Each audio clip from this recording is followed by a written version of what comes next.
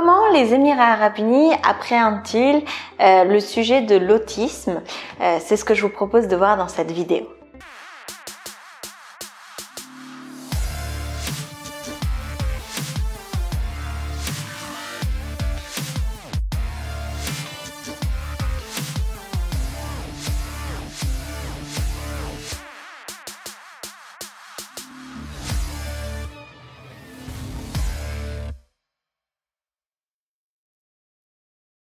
J'ai reçu quelques questions sur le traitement de l'autisme aux Émirats Arabes Unis et notamment sur l'éducation des enfants souffrant de troubles autistiques.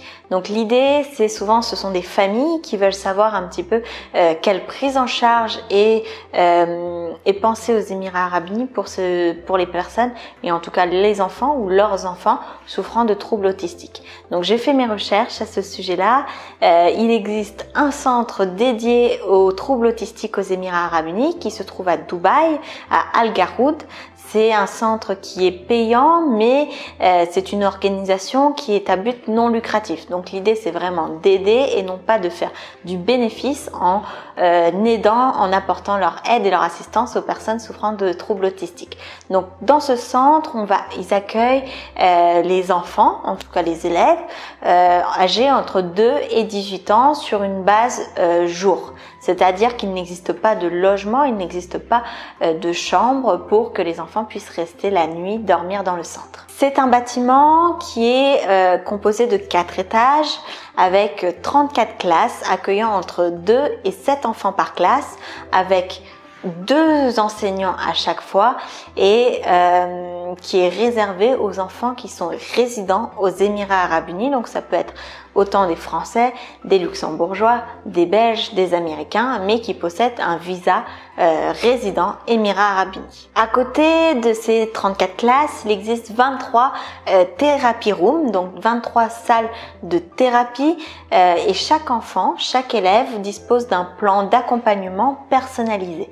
Donc je vous propose de survoler ensemble la composition des 23 salles de thérapie, sachant que les salles de classe sont plus ou moins des salles de classe normales, avec un très petit effectif et très peu de tables et très peu de chaises pour accueillir leurs étudiants. La première salle proposée, c'est une salle de développement du langage. Donc développement du langage non verbal principalement, à l'aide d'exercices avec des images, à l'aide de supports et de signes.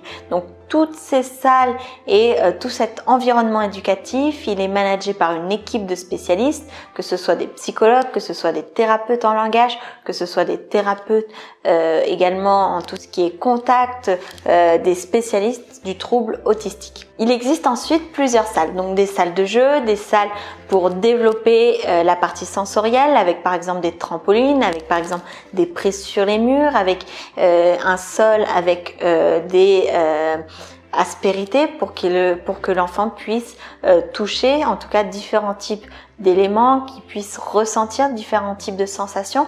Donc ce sont des salles plutôt sensorielles pour le coup. Il existe aussi des salles de lumière. Par exemple, ce sont des salles peut-être un petit peu plus obscures, avec des fils de lumière, avec des LED, avec également des éléments sensoriels.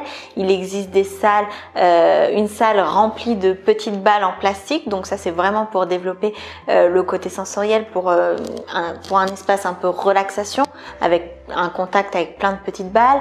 Il va y avoir aussi un espace, 3 espaces chambres qui vont recréer un univers de maison classique où l'enfant va pouvoir apprendre à devenir autonome en prenant son bain, en faisant son lit, en apprenant à manger, en apprenant à s'habiller. Donc c'est des choses qui sont intéressantes et qu'on ne voit pas forcément beaucoup en Europe, où c'est le traitement de l'autisme est moins développé. Il existe également une salle un petit peu plus manuelle pour apprendre à finalement avoir un métier, et donc dans cette salle un petit peu plus manuelle, il est prévu que les enfants apprennent à par exemple faire un magnète de frigo, à faire des porte-clés, à pouvoir construire des choses, ou en tout cas pouvoir fabriquer des choses de leurs mains, et donc c'est une façon aussi de les aider à s'intégrer plus tard dans la société. Il y a 2 autres salles un petit peu plus techniques, une salle avec des robots pour faciliter la conversation et pour finalement vraiment inciter à la conversation, et une salle informatique composée classiquement d'ordinateurs qui vont aussi leur permettre d'apprendre à faire des recherches, apprendre à utiliser Internet.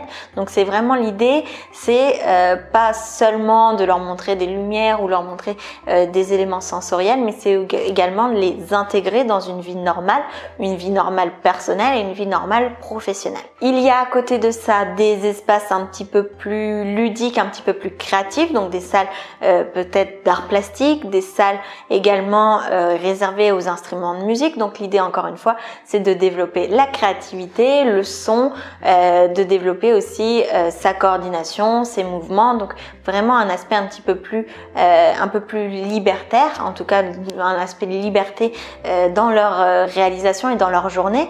À côté de ça, on a un aspect aussi sportif avec 2 piscines en extérieur avec des maîtres nageurs qui vont leur permettre également d'apprendre à nager. Donc une salle de fitness pour apprendre à utiliser les machines de sport, apprendre à s'entretenir physiquement, avoir une bonne hygiène de vie, une bonne santé. Et à côté de ça, on va avoir 4 salles qui complètent le tout. Bon, une cafétéria de manière très classique. On va avoir également un salon de coiffure qui sera adapté aux besoins des personnes souffrant d'un trouble autistique. Donc ça, c'est quelque chose qui est assez intéressant parce que c'est souvent une épreuve difficile, le coiffeur. Et donc là, tout est adapté pour en faire une expérience qui soit agréable. Enfin, on va avoir un studio photo qui a été designé et aménagé par Nikon pour développer la concentration, la motricité fine, le focus, la patience, l'attention. Et ce qui me paraissait vraiment intéressant, c'est pour ça que je voulais finir là-dessus, une bibliothèque. Donc ça, c'est quelque chose qu'on voit assez peu, je trouve, en Europe, surtout ce qui est traitement des troubles autistiques. Donc une bibliothèque qui est destinée aux professionnels et aux parents d'enfants souffrant d'autisme, avec des études, avec des recherches qui ont été menées à l'international, avec des livres, avec des guides qui vont vous aider à mieux appréhender et à mieux comprendre votre enfant. Donc l'idée, c'est vraiment un centre qui est complet, qui est situé à Dubaï pour accueillir vos enfants entre 2 et 18 ans, tous les enfants qui sont porteurs d'un trouble autistique et qui sont résidents aux Émirats Arabes Unis. Donc j'espère que ça aura répondu à la question de certaines personnes sur la façon dont leurs enfants vont continuer à être accompagnés ici aux Émirats Arabes Unis lors de leur installation. J'espère que ça vous aura rassuré parce que je trouve que les installations sont particulièrement bien pensées. Je vous mettrai en description le lien du centre en question que vous puissiez aller voir et peut-être aller visiter. Je vous souhaite une excellente journée et je vous dis à très vite dans une prochaine vidéo.